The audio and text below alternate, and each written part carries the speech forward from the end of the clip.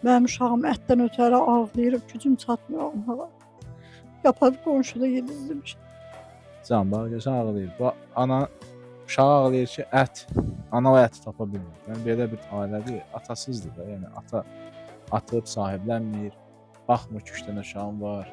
Yazığın bax problemləri var. Bu qızın özündə bax, gözündə problem var. Kimsə varsa dəstək olmaq istəyən həkimlər, yəni imkan olanlar da qızın gözündə həkim aparmaq lazımdır. Oğlan ürəyi xəstədir.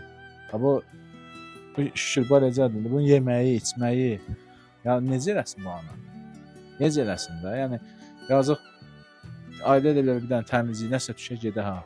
Ondan da nə ev dolandırmaq. Özünüzü qoyun bir anlıq, üçüncü şəxs kimi ki, yəni biz də elə ola bilərik. Necə ola bilər? Yəni kimə dəstək olmaq istəsə evlərin halı bu. Gördüyünüz burada bir balaca otaq, daxma. İnşallah dəstək olarsınız bu vəziyyətdə.